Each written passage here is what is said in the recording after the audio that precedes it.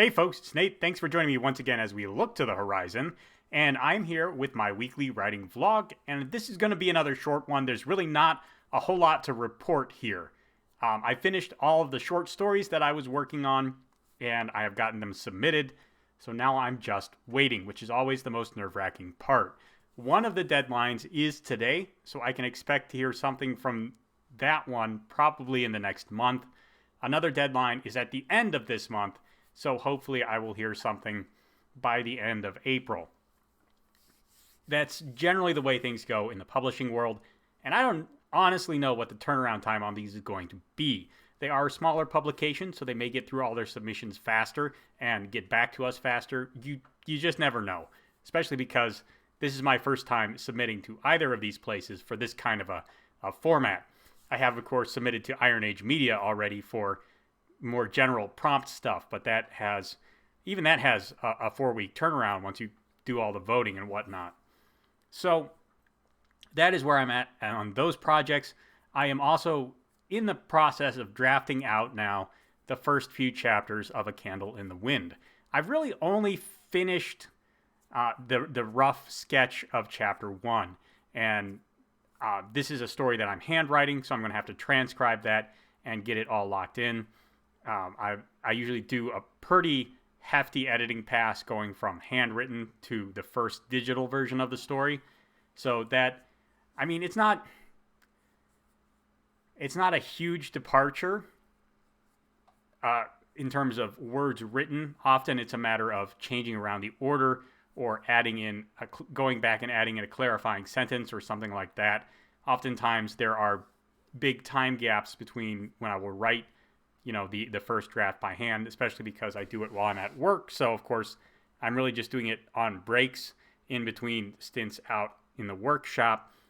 So there is, limits to how much time I can sink on the first draft in those contexts. And there's a lot of little contradictions or repeated ideas that will creep up in that first rough draft. So it is going to probably require a pretty, I don't want to say severe, but pretty extensive edit. Let's say that. Pretty extensive edit as it makes its way onto the page. Although this is probably the 5th project I've done this way, and I noticed the last couple have not needed as much of that. So I think, again, this is something that my brain is getting used to doing, and the process is going faster and smoother there. So that's pretty good. One of the things I've enjoyed about this so far is that there is a kind of a theme, for lack of a better word, to the way I'm writing Roy Harper's stories. And I really want to look at the character through the eyes of others. I don't want to tell his entire story from his whole point of view. I don't even want to tell the majority of it. So when I wrote Fire Spinner, that was the only story I really wrote entirely from Roy's point of view. And his viewpoint has become a bit of a minority. If you read Fire and Gold, you know that he really only has one chapter from his point of view in that story. I think that A Candle in the Wind is not going to lean as heavily on other points of view as that story, as Fire and Gold did. Instead, I think I'm going to probably do something like I did in Night Train to Hardwick, where Roy was about half the viewpoint and another character, Brandon Fairchild, was the other half. And one of the things I'm playing around with that I was originally skeptical of, but I think is actually working out pretty nicely, is I wanted to have small interludes where we actually had an inanimate object as a point of view character. And I know that sounds strange, although if you've seen Stranger Than Fiction starring Will Ferrell, or I'm sure there are other examples of it where an inanimate object kind of serves as a point of view, almost as if there is a camera resting on top of a table, or a painting is watching events as they unfold, things like that.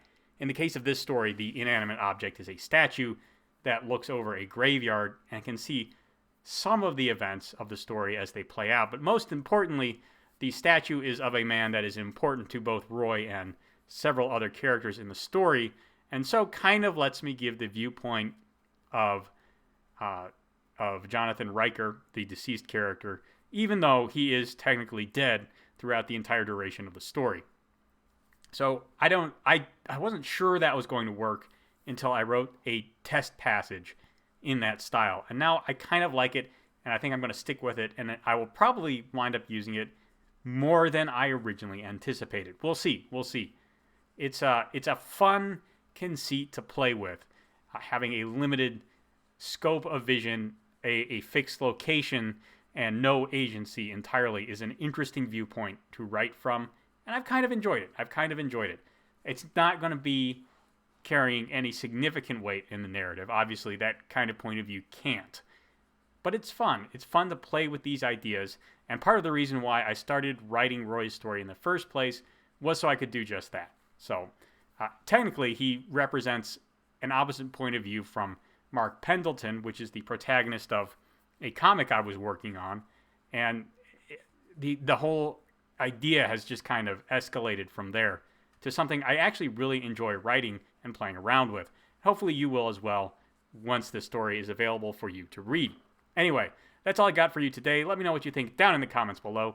There's a like button and a subscribe button down there. You can use those as you see fit, and I'll talk to you later.